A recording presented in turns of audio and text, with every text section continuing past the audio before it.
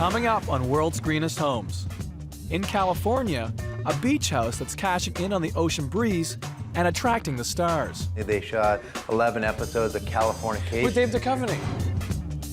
And a green oasis in sun-baked Greece with some really smart design. It sees where the sun is, and then accordingly, it brings down the shutters.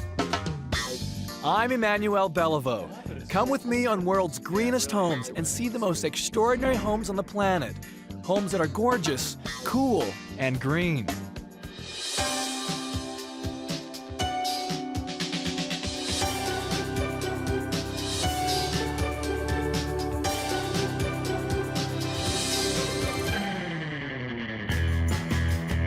Our first home is in Venice Beach, California, one of the hippest places on Earth.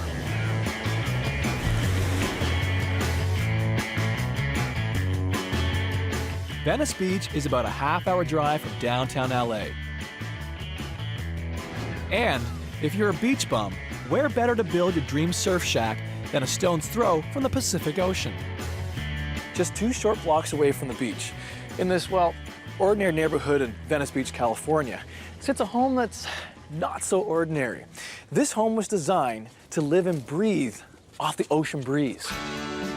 This house was the brainchild of architect and owner David Herz. He lives here with his wife Stacy, their 3 kids Colin, Sophie, and Max, and their best friend Kita. Dave has been green from the very beginning. When I started my architectural training in the 70s, it was during the oil embargo and the energy crisis. But as of the last 20 years, we've really pioneered a lot of technology and mixed good environmental design with good design. Dave! Hello, how are you? How you doing, Manny? Hi, how are you, Manny? Nice to see you, nice to see you. Great, right. Thanks for having us here. Sure. This place looks amazing. Instead of a single building, this family home is split into 4 pods linked by walkways. It cost $1.3 million to build this super home. It's now worth a cool $5 million. Pod 1 is at the front and is the family's main living space. There's an open-plan living room, dining room, and kitchen. Upstairs is a sunny master bedroom.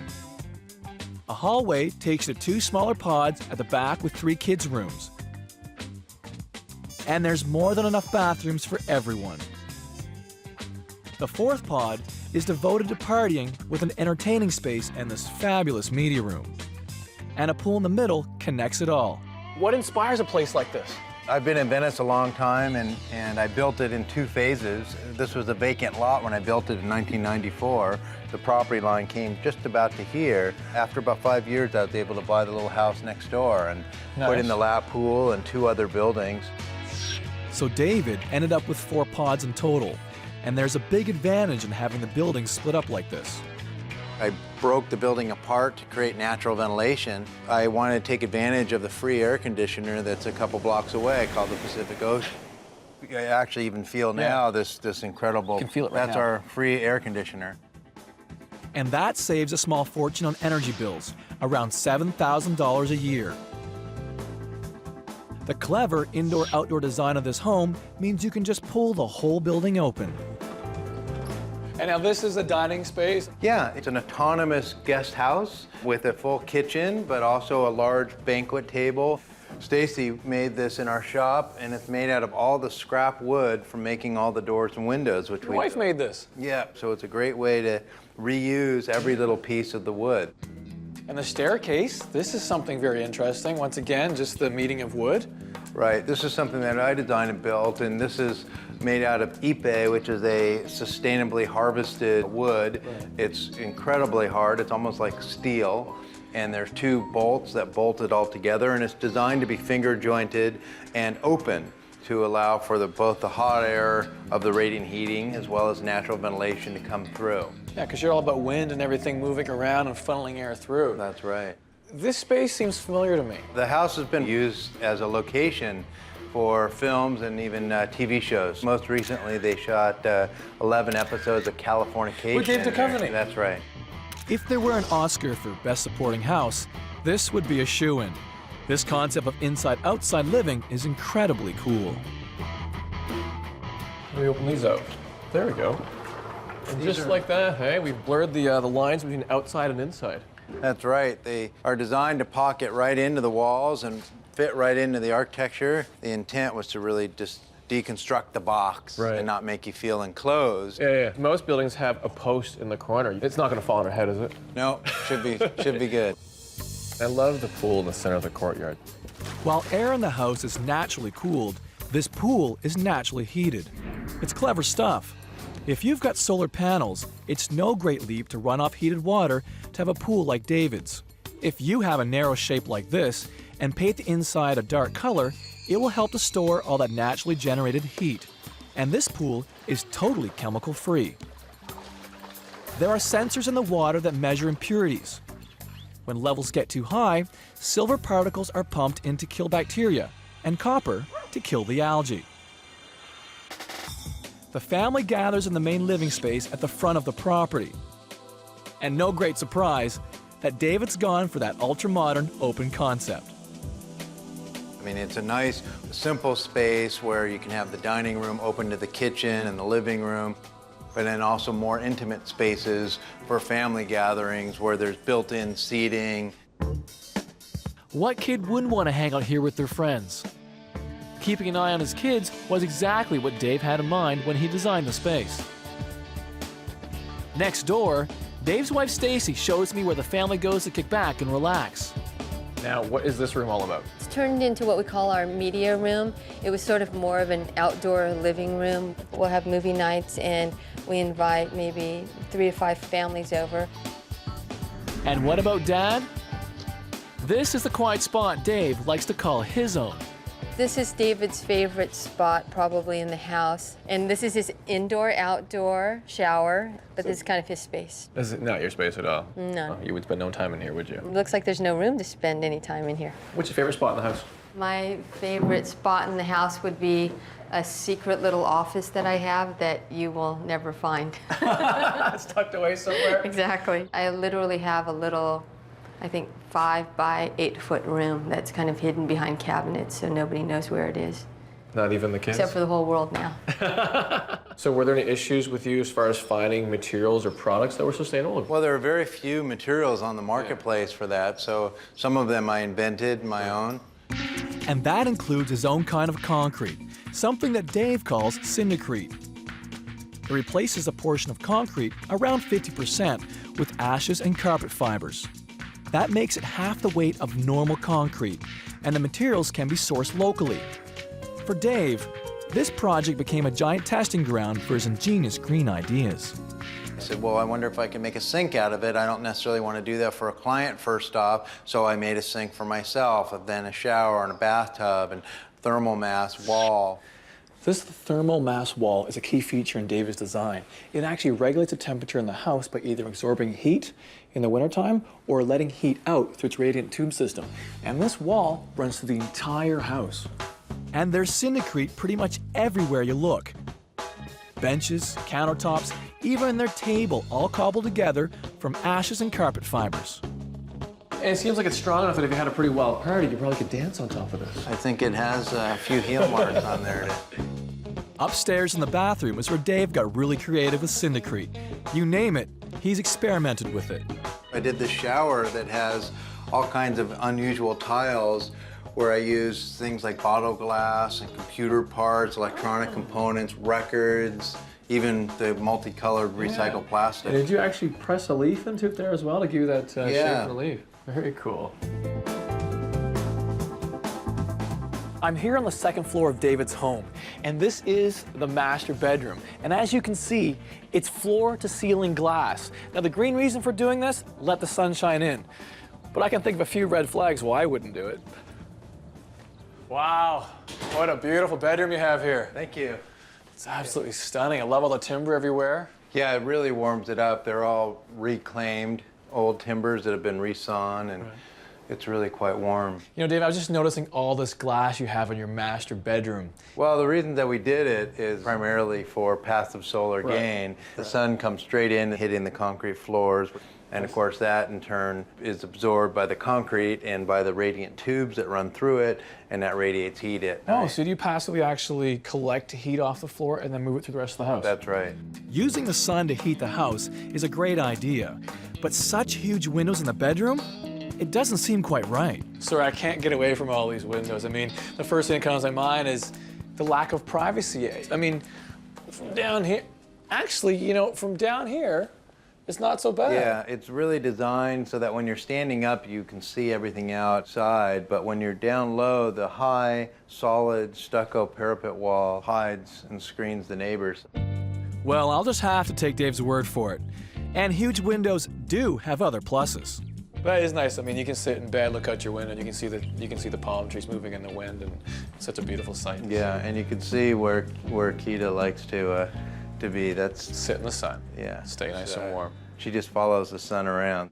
Just like everyone else in Venice Beach, I guess. Attached to the bedroom is an outdoor patio that's perfect for relaxing. We feel like this is part of our master bedroom, and it offers an alternative environment to the inside. If you have a hot night, it's great to be outside, to sleep on the sleeping porch, or come out, read a book in the sun. So this wall runs through the entire house. That's right. It starts right at the front of the house, at the front gate, runs through, pops through this courtyard, through this glass bridge, and comes through the back building and right out the back side. It's a beautiful view you have from here. I mean, that's great. You're right on axes with the other bridge. You can see the 3 bridges from this point. Oh, okay. And now the entire property is opened up, and you can see that it just extends the entire length of the property. It's all glass and has large windows that also can slide open. And you can and peer you can out. really just, you know, look right out and see the pool. This is great. What a view. I bet this is a premium spot when there's a big party going on. Yeah, it's fun. We get to good overview here. Now, Dave's kids must be the envy of every other kid on the block.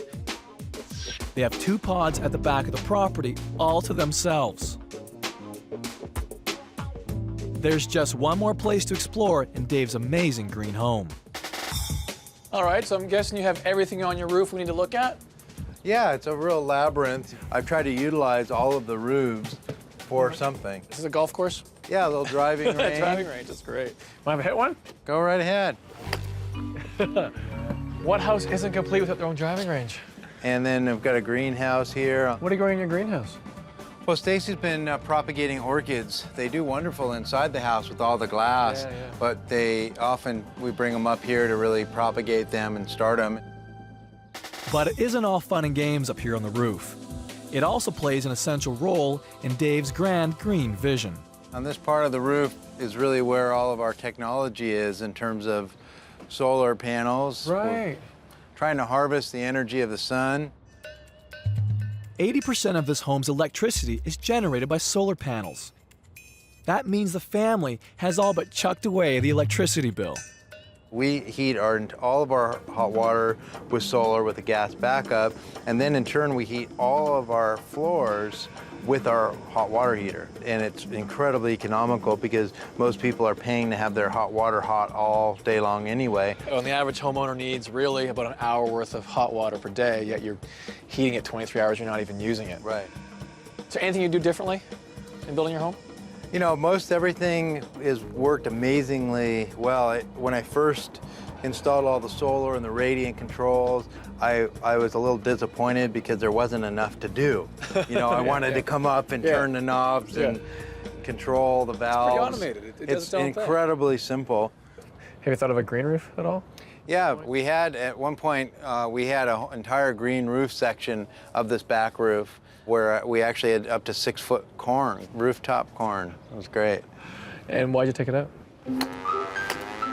We got bitten by the golf bug, and there went the organic garden. Well, I think you're okay to do that. You have a lot of things that are sustainable and green going on here. You're okay to entertain yourself a little bit once in a while.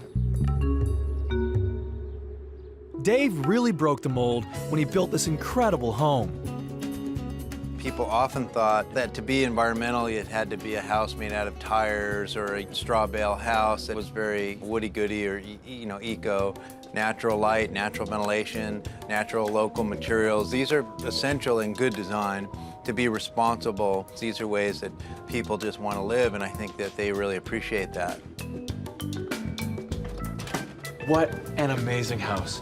At the end of the day, a house is a home. And I think David's managed to design a home that, well, is going to leave a sustainable impression in this ordinary neighborhood.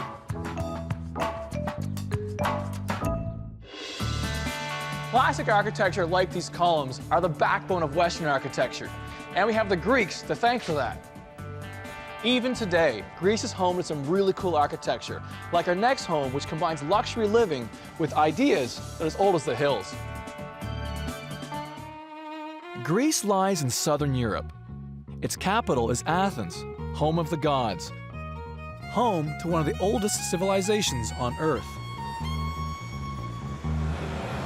Turn any corner and you'll likely bump into an ancient monument. In Vouliamani, a suburb of Athens, you'll find this monument to the latest in stylish design. One of the first houses in Greece to go green, it was built to harness the hot Mediterranean sun while keeping the interior cool as a cucumber. This gorgeous and clever house was the brainchild of Alex Kuna. He's Swiss. His partner Yen is Greek. In the shadow of the ancient Acropolis, they decided to build their temple to all things cool and green. You have the whole idea on paper, that's one thing, but then seeing it growing is just so unbelievable. We had a very nice working relationship with the architect, very similar ideas, and then when it came to the actual building, I decided to do the project management myself, which was good fun. It was a very good experience, and I would always do it again. And Alex kept track of the construction every step of the way. I set up a camera that would take a picture every like 5 minutes or 10 minutes during the whole building process. So you have a time lapse from the bottom to the finished construction. When Alex and Yen aren't kicking back and relaxing, there's 3 kids to run after, all under the age of 6. Olivia, Leon, and baby Louise. Olivia's coming! This is one beautiful home spread out across one level. Off the entrance lobby, there's a huge open-plan living room with sunken chill-out zone and a dining room. Next to that, there's a light and airy kitchen. Along the back of the living dining room, there's a hallway that wraps around the central courtyard and leads to the master bedroom, with master bathroom. There are 2 kids' bedrooms,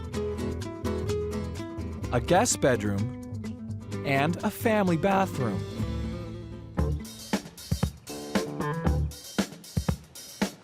So this is our home, welcome. The entrance, going down.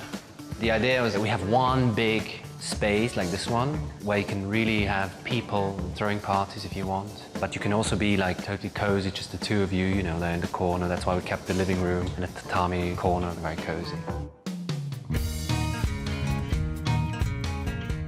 A unique feature is that amazing floor. It's rammed earth. And Alex only had to look to his backyard to find the raw materials. Basically, there was a huge pile of earth outside the house, and then we had to bring it with wheelbarrows. And I was hiring these guys to help us. Just one problem, getting the builder to believe Alex's dirt floor was for real. I thought it was a joke. So I actually had to bring in myself personally the first wheelbarrow into the house so that he would believe. It has this very natural, very nice texture, and it's a very sensual floor. It's fantastic to walk barefooted on it. Sounds great. If you'd like a rammed earth floor, it's pretty easy and dirt cheap. First of all, you've got to find the dirt. Then put the first layer down and squash it flat. Add a fine layer and let that dry for a couple of weeks. Fill in the cracks with clay, wait a few more days, and then seal it with oil or wax. Alex used a milk-based mixture called casein. Once that's dry, it's good to go. There's no dust, and you can wipe it clean. Alex didn't stop at digging up dirt for the floors. The walls are made from clay. Using natural materials means the walls can breathe in the heat and help keep the rooms cool without energy-guzzling air conditioning. What you see here is a clay stucco. This wall is basically a 38 centimeter clay brick, and on both sides there are about 5 to 6 centimeters of clay stucco. And even that white is actually clay stucco. This is a kaolin, which is a white clay, so this is not painted. At the other end of the open-plan living space is the real hub of the home. We do spend most of our life in the kitchen. Yeah. When we're in here, the kids can be playing over there, or we can have dinners here. Keeping an eye on the kids aside, the open-plan design is all part of the home's clever natural air conditioning. The idea is that you have high rooms, high ceilings, and these windows are basically all over the house. And through cross-ventilation, you get rid of the heat, basically. The hallway, with its beautiful natural wood floor, links the main living space to the bedrooms.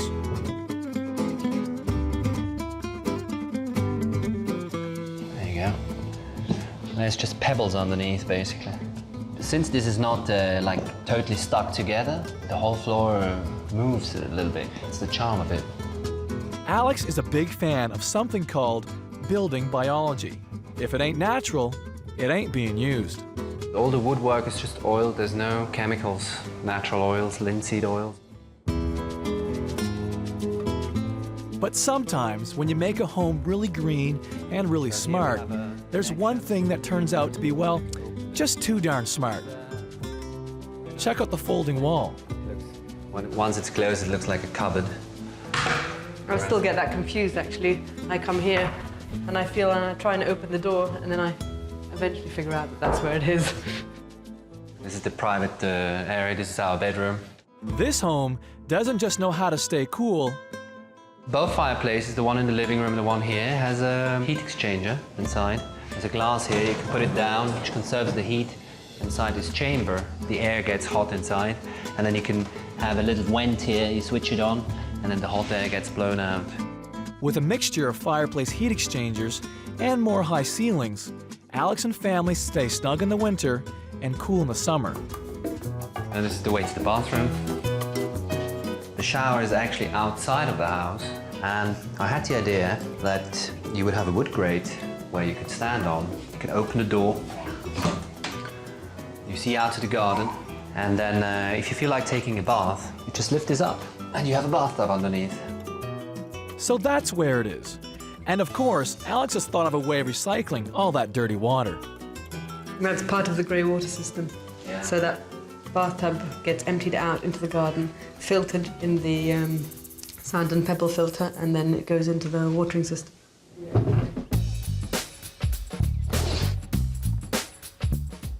The solar panels generate electricity to heat about 80% of the home's hot water. But there's one more bit of clever design that Alex and his architect came up with to control that searing summer heat. This house is an automatic shading system, and it has a little light sensor on the roof. As the sun starts to hit one side of the house, the shutters on that side of the house, they would go down automatically. And then during the day, as the sun travels, it starts to adjust the louvers, brings more and more light in as the sun's going down. When the sun disappears, it actually goes up.